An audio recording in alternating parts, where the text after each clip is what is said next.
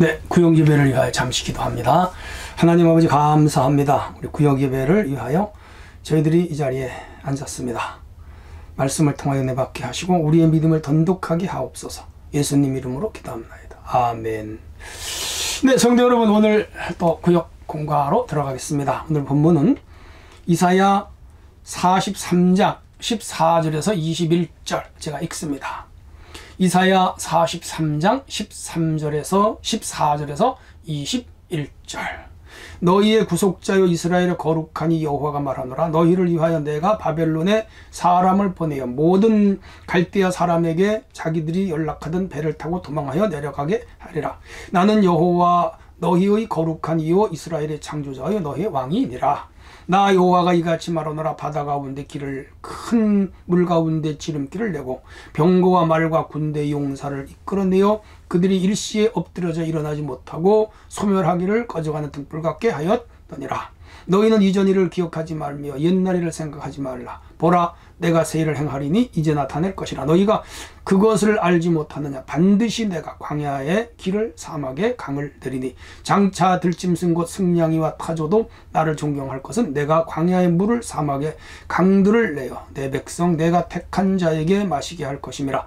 이 백성은 내가 나를 위하여 지었나니 나를 찬송하게 하려 함이니라. 아멘.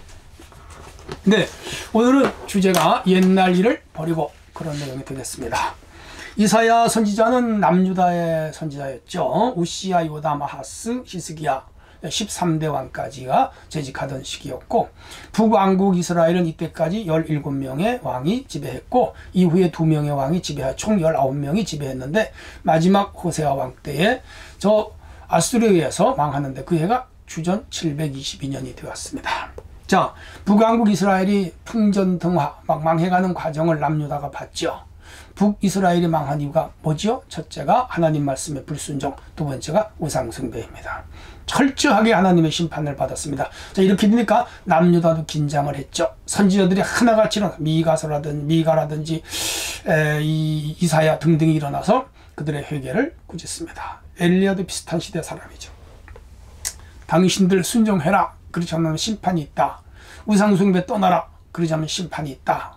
그러나 이미 남쪽도 대세가 기울어서 이사야 선지자는 머지않아 한 5, 60년 후에 바벨론에 망할 것을 예언하고, 그러나 다시 하나님께서 돌이켜서 그들을 본국으로 돌아오게 하실 것까지 예언하는 그런 위대한 선지자였죠.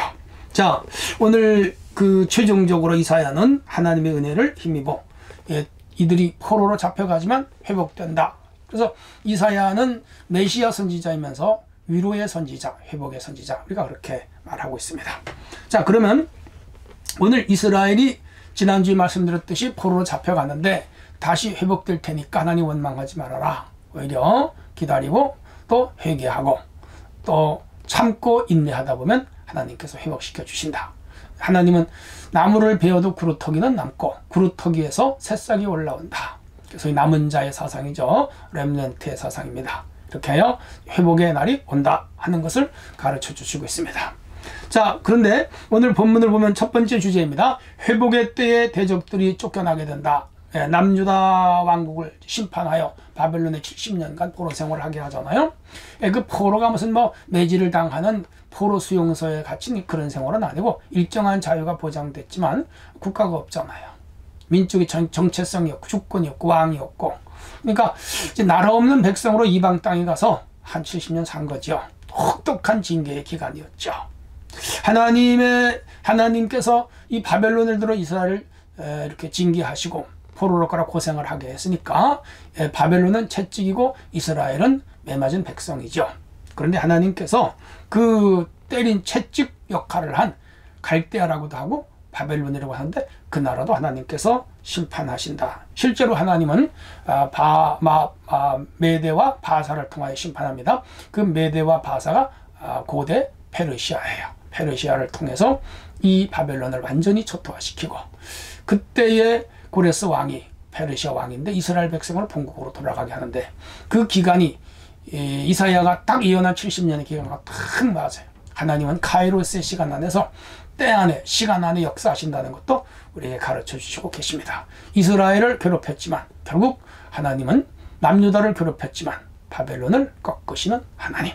마찬가지입니다. 오늘 주의 백성들이 잘못하고 죄를 졌을 때 하나님이 사람을 통해서 때리기도 하시고 환경을 통해서 때리기도 하시는데 그 때린 채찍을 하나님은 꺾어버리시고 주의 백성은 끝까지 품으시고 사랑하시고 용납하시고 축복하신다는 것 잊지 않아야 됩니다. 하나님의 사랑이 징계의 매보다 크다는 거죠. 두 번째, 하나님의 구원 계획은 반드시 성취된다 하는 것입니다.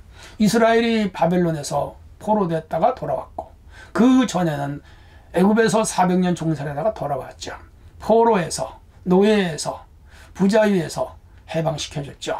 이것은 예수 그리스도를 통하여 주의 노예, 주의 종로로 사는 백성들을 구원하시는 복음적 역사의 예표적 사건으로 나타난 것이다. 그렇게 볼 수가 있습니다. 오늘도 죄와 불행 가운데 고통당하는 백성들을 우리 하나님은 성령을 통하여 교회를 통하여 말씀운동을 통하여 그들을 구원하시고 주께로 돌아오게 하십니다. 선지자들이 외쳤다면 오늘 우리는 전도지를 가지고 내 주변 사람들 열심히 전도하는 것 우리의 사명입니다. 그리고 하나님 반드시 그 구원 계획 속에 오늘도 구원의 역사를 이루어 가신다는 것 잊지 않아야 됩니다. 중요한 것은 오늘 우리가 그 구원의 대상이 되었다는 것, 큰 축복이 아닐 수가 없지요. 세 번째, 성도는 하나님의 자녀로서 언제나 새 삶을 살아야 됩니다. 이스라엘은 바벨론 70년 포로 생활하고 돌아와서 철저하게 뉘우쳤죠. 안식일을 잘 지키려고 힘써 11조 생활을 열심히 했고 율법을 열심히 지켰고 회당 교육을 열심히 받았고 성경을 열심히 배웠습니다. 그리고 이스라엘 백성으로서 정체성을 가지고 참으로 율법을 준수하며 살려고 애썼죠. 포로 생활에서 새 사람이 된 것이죠.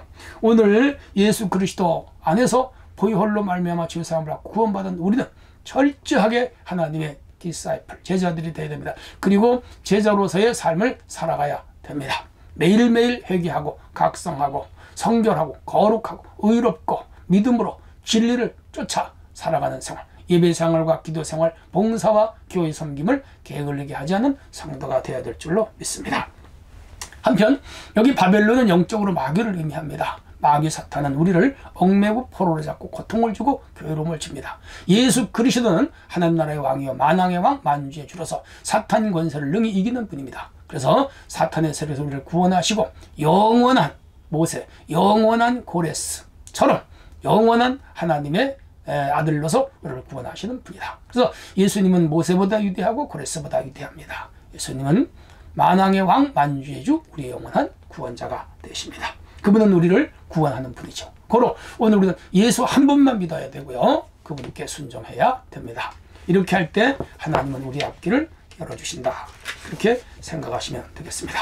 자, 이제 말씀 속으로 들어가겠습니다. 첫 번째 주제입니다. 하나님께서는 어떤 호칭으로 스스로 계시는 드러냄 리벌레이션입니다. 뚜껑을 열다. 가요. 여기 본문에 보면 첫째, 너희의 구속자 그렇게 말씀하셨고, 두 번째, 이스라엘의 거룩한 자, 세 번째는 이스라엘의 창조자, 네 번째는 너희의 왕 그렇게 말씀합니다. 맞아요.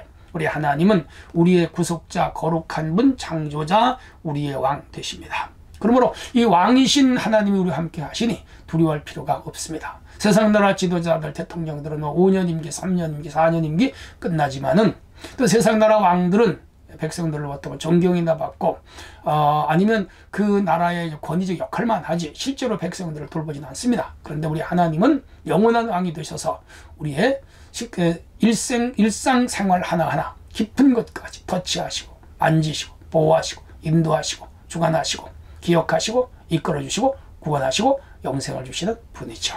그러므로 오늘 우리 예수 한 분만이 우리의 가장 위대한 왕임을 기억하고 잘 섬기는 우리가 되어야 되겠습니다. 두 번째, 구원받은 백성은 부정적인 과거에 대하여 어떤 태도를 취해야 될까요? 오늘 43장 18절입니다. 옛날 일은 기억하지 말며 생각하지 말아라. 이게 무슨 말인가 하면 이스라엘이 바벨론 포로 생활 70년 억울했고 힘들고 고통스럽고 슬펐고 참 힘든 세월이었지만 그것을 기억하지 말아라 그 말입니다. 오늘도 우리 과거에 아름다운 추억도 있고 힘든 과거의 기억들도 있지만 잊어버려야 돼요. 예수 안에 새 사람이 되고 믿는 사람들은 과거에 얽매여 살면 안 됩니다. 언제나 미래를 향하여 앞을 향하여 나가야 됩니다. 과거에 얽매이거나 과거에 매몰되거나 자기 연민에 빠지거나 이런 사람들은 우울하거나 슬프거나 혹은 여러 가지 병에 걸릴 수가 있습니다. 공황장애라든지 우울증이라든지 우울증이라든지 뭐 심지어 조현병 같은 것도 발생될 수가 있으니까 우리 조심하시고, 우리 언제나 미래를 향하여 과거를 다 잊자. 회개라고 하는 것은 돌이키는 것인데 우리의 생각과 기억까지 다 묻어버리는 것입니다. 십자가에 묻어버리고 좋은 일 나쁜 일 다 잊어버리는 게 좋아요. 그리고 오로지 앞을 향하여 미래를 향하여 달려가는 그런 미래 진취적인 삶을 살아야 됩니다. 세 번째입니다. 우리는 나의 마음에서 버려야 할 이전 일이 무엇인가요? 여러분 각자에게 있을 겁니다. 여러분 뭐 살아오면서 어린 시절, 청소년기, 또 청년기, 장년기, 또 노년기를 살아오면서 각가지 개인적으로, 가정적으로, 사회적으로 살아오면서 크고 작은 상처들, 또 크고 작은 뭐라고 할까요? 추억들 있을 거예요.